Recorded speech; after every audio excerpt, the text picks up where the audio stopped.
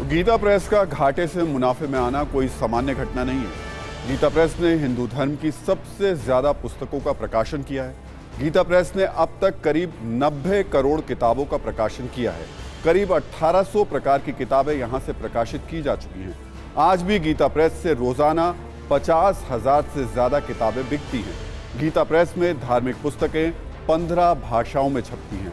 हिंदी, संस्कृत में करीब 800 पुस्तकें प्रकाशित हुई।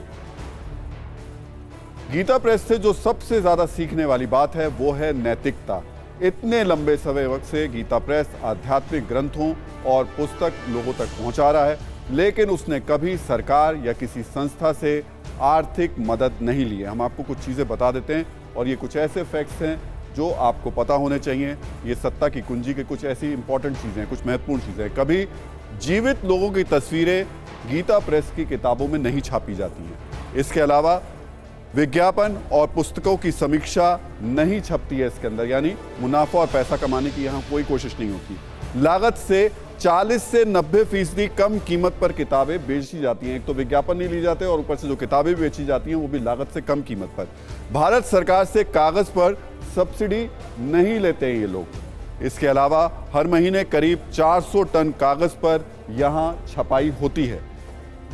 गीता प्रेस बाजार भाव पर खरीदता है कागज, यानी ये सब्सिडी पे नहीं लेता है, बल्कि जो बाजार का भाव होता है उस पर ही लेता है और कम कीमत पर बेचता है। गीता प्रेस की छपाई में एक भी अशुद्धि नहीं होती है। सबसे महत्वपूर्ण बात यह है कि आप कोई अशुद्धि नहीं इसमें ढूंढ सकते। गलती पकड़ने वालों के लिए यहाँ पर इनाम की भी योजना होती है। तो ये कुछ ऐसे महत्वपूर्ण चीजें हैं जो कि गीता प्रेस के बारे में आपको जरूर पता होनी चाहिए। गीता प्रेस की सबसे ज्यादा बिकने वाली जो किताबें हैं उनमें धार्मिक और आध्यात्मिक पुस्तकों की भी बात कर लेते हैं। रामचरितमानस पहले नंबर पर है। इसमें कुल कारोबार में 35% से ज्यादा योगदान रामचरितमानस का है। नेपाली भाषा में भी रामचरितमानस का प्रकाशन होता है। दूसरे नंबर पर भगवत गीता है। कुल कारोबार में 20 से 25% योगदान भगवत गीता का है। साल 1955 में गीता प्रेस ने पहली बार हनुमान चालीसा का प्रकाशन किया, जिसके बाद से हर साल करीब 25 से 30 लाख प्रतियों का प्रकाशन होता है और 10 भाषाओं में ये प्रकाशित की जाती है। गीता प्रेस की एक और बेहद लोकप्रिय पत्रिका है कल्याण। हर महीने इसकी 2 लाख से ज्यादा प्रतियां बिकती हैं।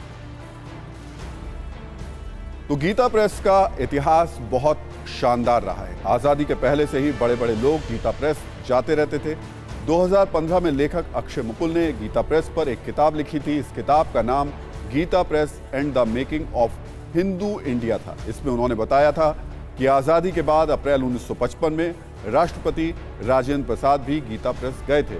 उनके दौरे के दौरान गीता प्रेस की ओर से एक पर्चा प्रकाशित किया गया था जिसमें इसका जिक्र है। इसमें बताया गया था कि 30 साल में भगवत गीता और रामायण की किताबें कितनी प्रतियां बिकी हैं। उस समय बताया गया था कि भगवत गीता की 61.57 लाख यानी लगभग 61.5 लाख प्रतियां छपी और बेची गईं, जबकि रामायण की लगभग 21 लाख प्रतियां छपी और बेची गई।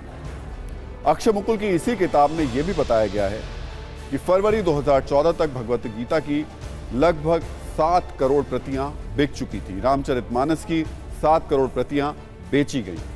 पुराण, प्राचीन ग्रंथों की लगभग 2 करोड़ प्रतियां और आदर्श हिंदू महिलाओं और बच्चों के कर्तव्यों का ज्ञान देने वाली मोनोग्राफ्स की लगभग 9.5 करोड़ प्रतियां बिक चुकी थी। तो दरअसल गीता प्रेस धर्म और अध्यात्म के लिए जो कर रहा है उसके पीछे करीब 100 साल की यात्रा है। 1923 में गीता प्रेस की स्थापना हुई। सबसे पहले कोलकाता के गोविंद भवन से गीता प्रेस का संचालन हुआ।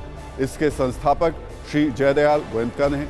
23 अप्रैल 1923 को गोरखपुर में गीता प्रेस की स्थापना हुई। 29 अप्रैल 1923 को गीता प्रेस में पहली बार किताब छपी थी।